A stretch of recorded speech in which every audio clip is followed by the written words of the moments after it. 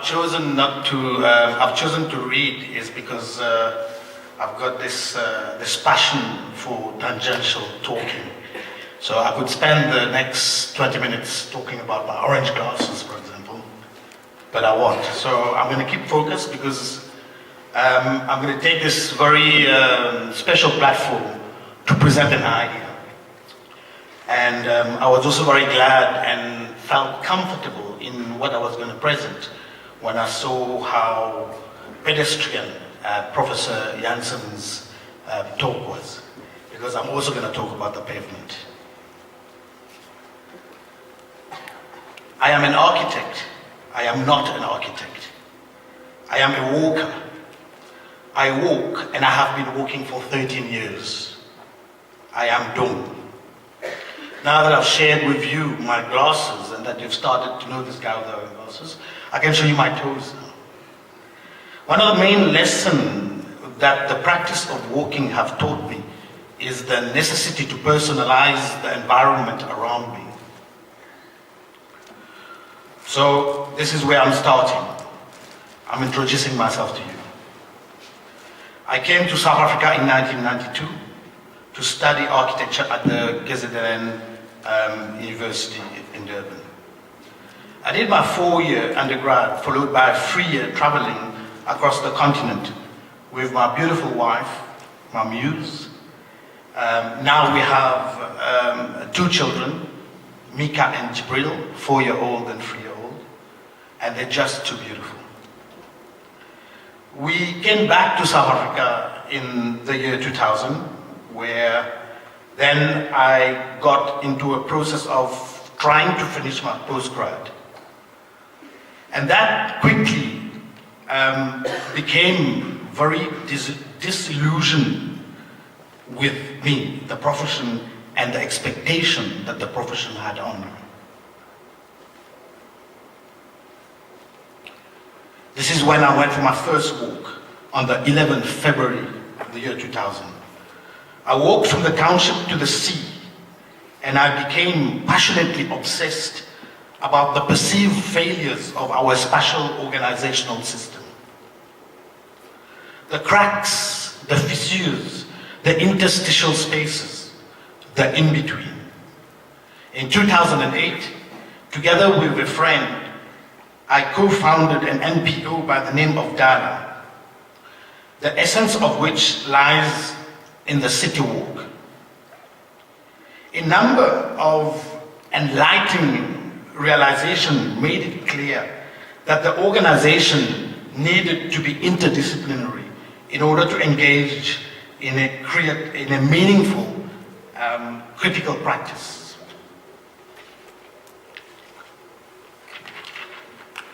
So Dala is, and also after our deputy minister was talking, I think that was interesting, because what I got from his talk was really kind of trying to understand this idea of a mental space. This is where dialogue starts, that invitation I was talking about, one step before we open our mouth. So I was just sitting there while he was talking, I was starting to think about schizophrenia as a completely new concept, where that voice in my head was actually a friend and it was not a disease. And this is a kind of, then it got me thinking that in lunchtime, that if we're talking about a mental space, then we're talking about psychology. And Sarah Nuttall, in one of her essays, talks about psychoanalysis as a spatial practice. And I think this is precisely when we talk about dialogue and spatial practice in the country now, is what we need to focus on, is in the notion and in the reality of this dysfunctional psychology of a post-apartheid South African space. So Dala is, I had to add this to my note, the schizophrenic Doung, artist, architect without voices in between. Enrique Sites, as an urban researcher who is now holding a Dala desk at the Center for African Cities in Cape Town. Michael Cruiser, an obsessive compulsive designer with a passion for meaninglessness. Peter Mackenzie, a photographer, filmmaker from the second generation drum decade, and Havina coordinates all of us.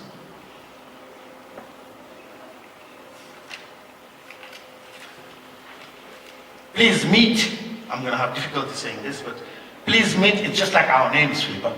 Please meet Euphalia aconthia gurta, also known as the caterpillar of the barren. She exemplifies the notion of mimesis at its best. The animal world seems to have mastered this practice into an art form. This is not about transformation, certainly not the political jargon version of the word at least. This is about metamorphosis, the process of transformation. The San people, in their connectedness with the environment, also demonstrated to us the ability of how humans, through trance, can purposefully lose their grip on reality and hallucinate monsters and animals for the purpose of metamorphosis. The ability to assimilate the context in order to tap into the magic of space. Again, touching on this idea of psychology, the absence that gives reasons to presence. But we are so conditioned in believing the tangibility of our reality that we are fearful of that absence, of what we can't see, of the other.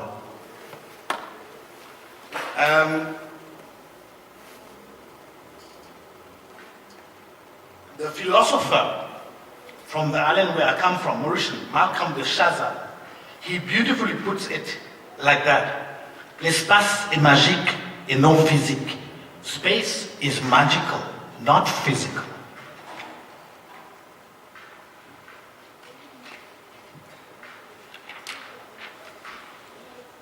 Syrian tropes in rock painting are examples and can be explained of a heightened sensory awareness that gives one the feeling of having undergone a physical transformation.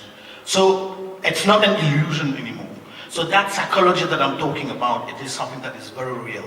And in South Africa, it seems that conflict, which is a requirement to actually understand this psychology, is being constantly swept under the carpet of a very beautifully designed building.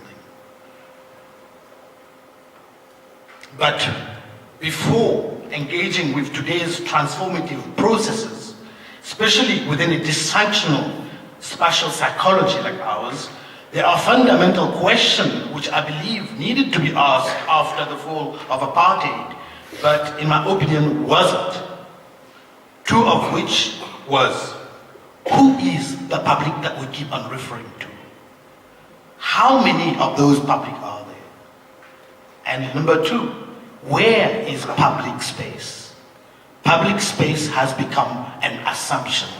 It has become the notion of freedom that we run with after 94 without knowing what it is, but taking it on a silver platter. Now, 20 years after, we are starting to wake up from a big babalas.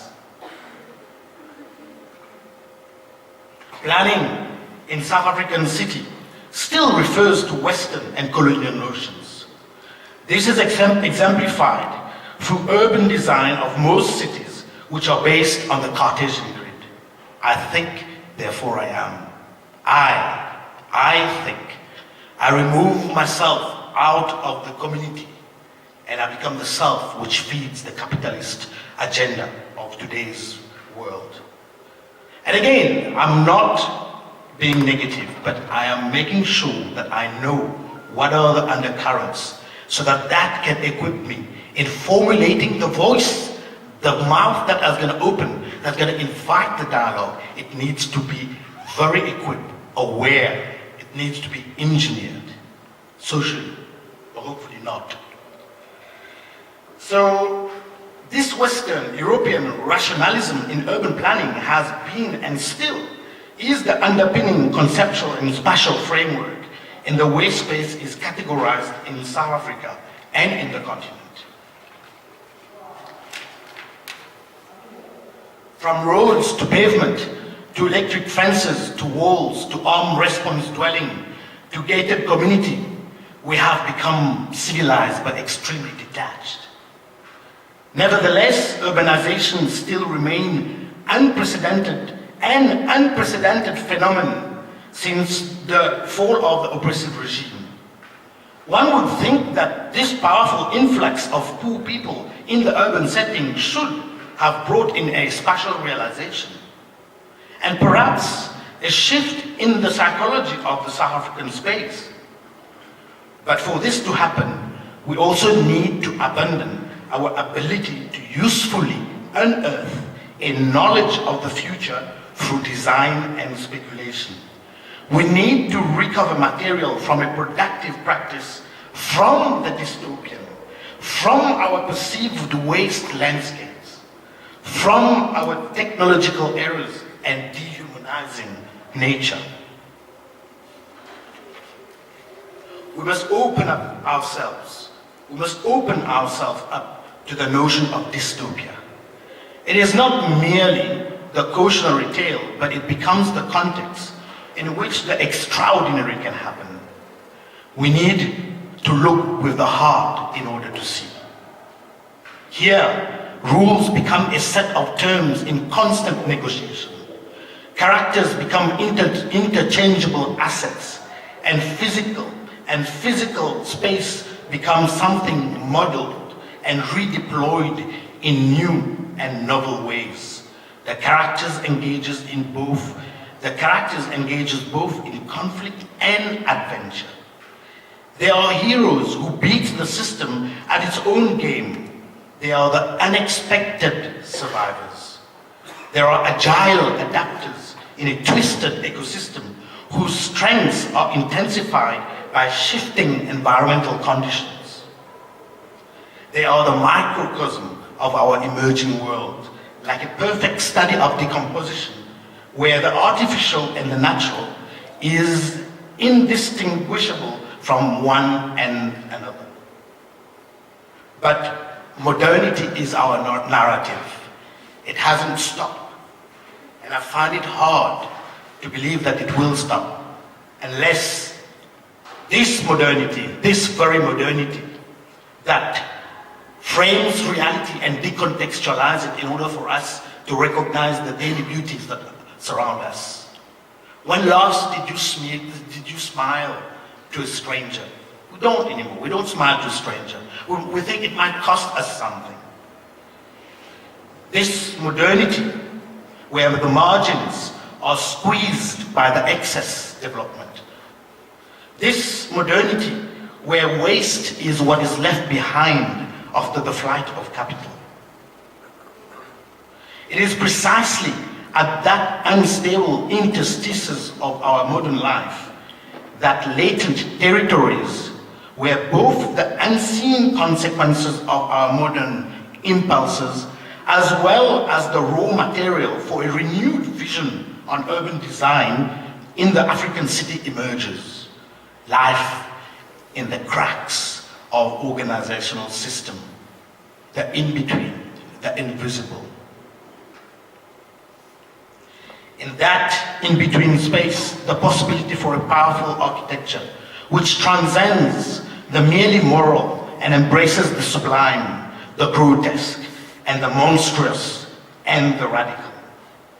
This is where space-making becomes a process which provides a lens on the future and provides a critique of the present, and in so doing collapses future and present into the same time frame, excavating tomorrow's thoughts today.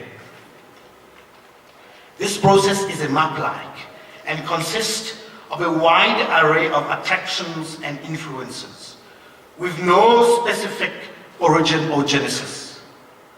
This is the first building that I want to show you from our organization, where experimentation becomes a form of catalyst for dialogue, and physical space become a place of dissidence and resistance. This is where the public redefines itself through a process of metamorphosis rather than imposed and conditioned transformation. Essentially speaking, urban nature of African cities are difficult to grasp.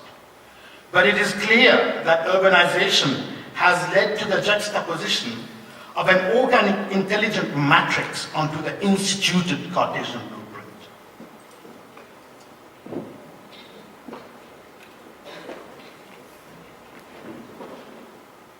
This is the second building.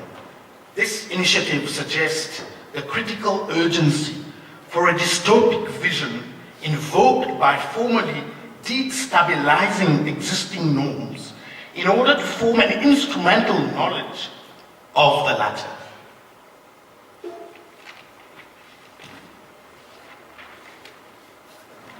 The intention is to make critical diagnostics extrapolating consequences of the present versus working towards predetermined results.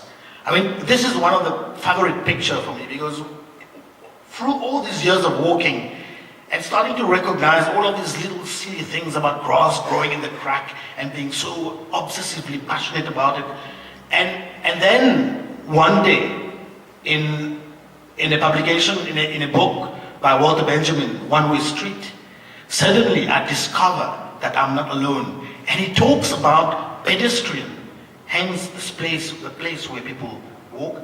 Pedestrian botanized the asphalt. For me, it was the most magnificent example of how the very same place that was designed for the motor vehicle, which dehumanized, which represent the modernist era, is now being subverted by people walking as if it was a redemption of our past sin.